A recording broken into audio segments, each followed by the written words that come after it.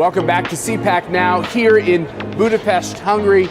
You never know who you're going to run into because at our CPAC events now, all of our global partners make the trip as well. And what I love is that we brought a whole contingent of Americans here to Hungary, and guess who we get to run into?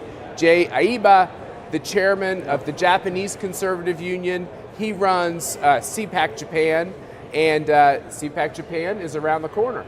CPAC Japan will be this December. We're thinking about that first weekend, so mark December 3rd on your calendars. Okay, so December in Japan, how cold? About the same as DC or Alexandria. Yeah. All right, that'll be good.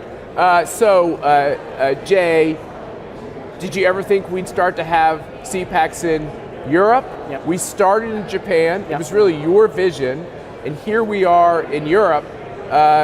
What is your takeaway?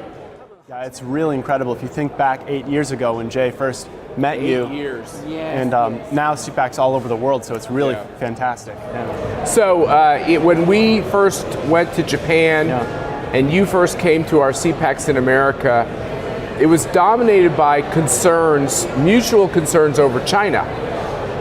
Here, everyone is very worried about being dependent on Russian energy. Some different issues, and the real concern that with our policies, Russia and China are starting to be more aligned. This rise in this sort of authoritarian camp, this sort of the dictatorship of Russia coupled with China is really a threat to free nations like the United States and China. It's going to be a big battle between the two camps. So freedom in Japan, is it on the uptick? Do you feel confident about what's happening in Japan, or are you more worried? Well, ever since Prime Minister Abe left office, freedom's definitely been decreasing. It's more of a big government society ever since then. So we're not moving in the right direction. Yeah, and I have to imagine with this terrible election and Joe Biden in the White House, what's been the impact on the people of Japan? Definitely feeling a lot of the Japanese people are not very satisfied with Joe Biden's work, President Biden. He's really not a proper president, keeping things as they should be. So it's a big concern for the Japanese people.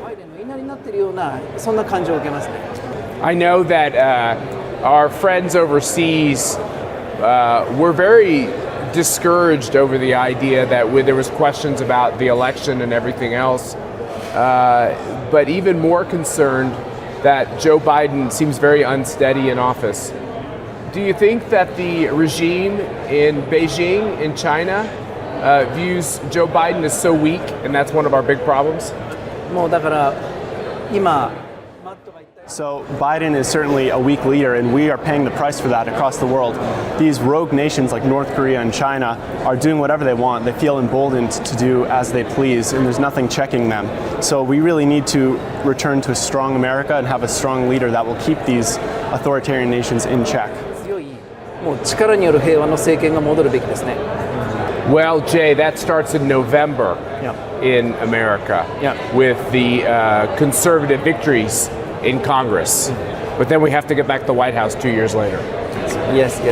Okay, so CPAC Japan, we think December. We'll put the dates on our website. Do you want Americans to come? Will it be in Tokyo? Yes, of course. The restrictions for Japan's borders are relaxing, so I think by then you guys will be able to come right over. You know what? No. Okay. Yeah. This is the international symbol for vaccine. And I think I just understood Jay to say, don't worry. Don't worry. People are relaxing, right? Yes. That's good. That's wonderful. Well, it's wonderful to have you here in Hungary. It's a real honor for them that you made the long trip to be here. Thank you for starting this whole process off in Japan. And we're so thankful to be able to go back because we've missed the last 2 years and it was terrible. And let's get back to work, right? Yeah, it's really thanks to you and Dan especially for making it possible for these to happen all over the world. The liberals, the left, especially, are very energized. So we need to match that energy and really unite as conservatives. We need to form alliances within our own countries and across borders. So you're really like the sort of the Captain America leading the charge. Oh, tell Jay I have to start going to the gym. 질문이 가요. You're fine, you're fine. How great to be with Jay Aeba, someone you all know well, comes to all of our CPACs. Hopefully we'll be able to see him in Dallas, and let's all plan on getting to Tokyo in December. Welcome to CPAC Now. We are in Budapest, Hungary for CPAC Hungary, and look who we ran into, someone who has agreed to fly all the way over from Virginia to be here in Budapest. Unfortunately, you can't see what we're looking at, but it's the sky. This is such a beautiful city. It's an amazing city. You know, you go. That's a great way to start, because you walk into what I call our big broken blue cities in these bankrupt blue states, and you go to the airports and you go to the train stations and you just walk down the streets and it breaks your heart. It's cold. Yeah. There's a coldness to it, and one of the beautiful things about the Budapest and the Viennas and so many, these European cities is they're beautiful. I mean, they're just, you're inspired. And they take pride in them. And they do. And one of the things I talked about, I just gave the speech, was, in every one of these cities, like in Vienna, there are 365 in the city of Vienna, Catholic churches. Just Catholic churches, not even mention other churches. Yeah. I mean, now, nobody's in them right now. I mean, it's sad, but the fact is that there was such a rich cultural heritage, such a love of faith, and it's gone here. We have learned our history mostly incorrectly for too long, but there's this antithesis to faith that we're witnessing in America, that somehow that's unconstitutional or an abridgment of our founding. Here in Hungary, there's a tradition that the crown that the emperors used to wear is dedicated to the mother of our Savior. There's just an acceptance of the idea that you couldn't have a successful state without your creator. Yeah, well, in Hungary and even in states like Germany and Austria, there's the state directly supports the church, because they realize, even though, again, it's not a priority, in Hungary it is, but in the other states it's not so much, but they understand how important faith is. They understand how important, having a set of morals and principles that are taught to your children, what's right and wrong, instead of being taught wokeism, which is all about identity and all about gender and all about these crazy things that divide people instead of unite us on truth and goodness. We're talking about, the media is talking about all this terrible tragedy we had in Buffalo, and all these questions about the growth of our population, and there's questions about European population growth, which is really, really kind of scary low.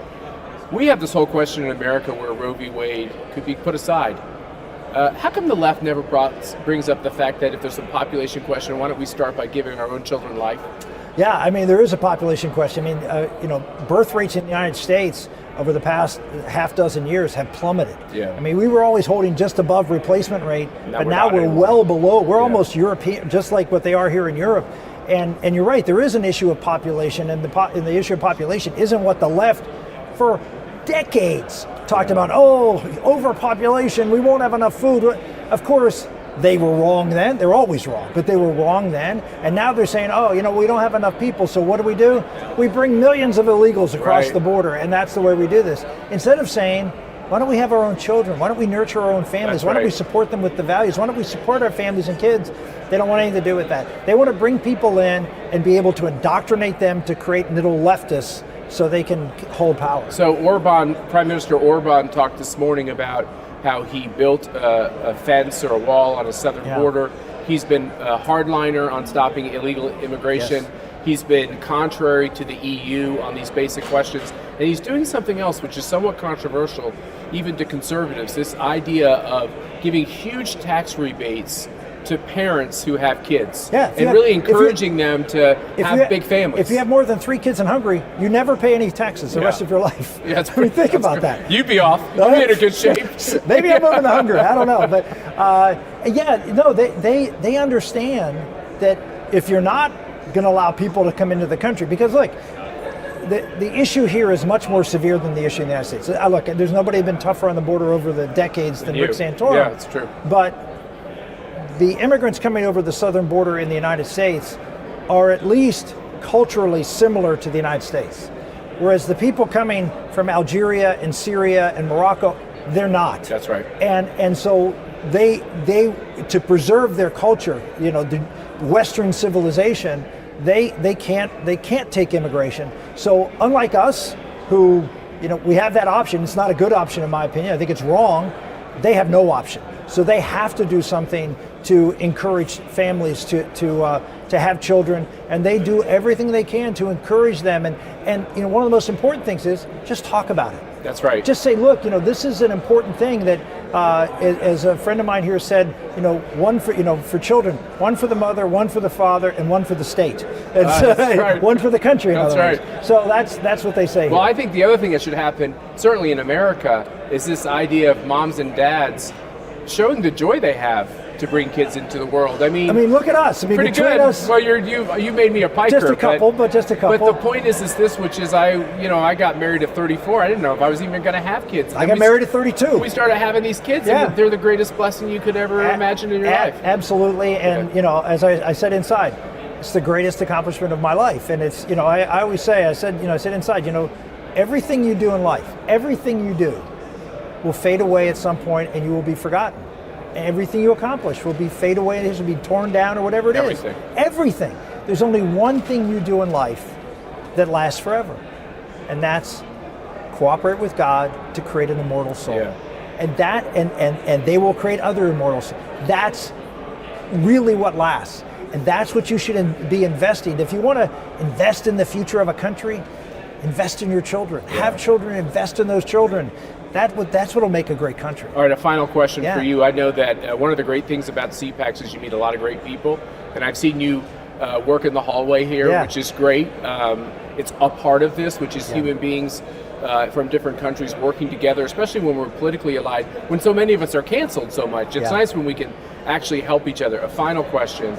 Was this the right place to have our first European CPAC? This is, candidly, I can't think of any other place you would have it. Yeah. I mean, this is the epicenter of traditional values in Europe. This is the epicenter of what, whether you're MAGA or even establishment Republican, this is the center of limited government, free markets, strong families, strong faith. I mean, if you check all the boxes of what it means to be a conservative, they check every box here, and the difference is they consistently win. Yeah, that's right. They consistently win, and the country is strongly supportive. And you know what of the left-wing media says? There must be something corrupt about the fact that they're winning. Absolutely.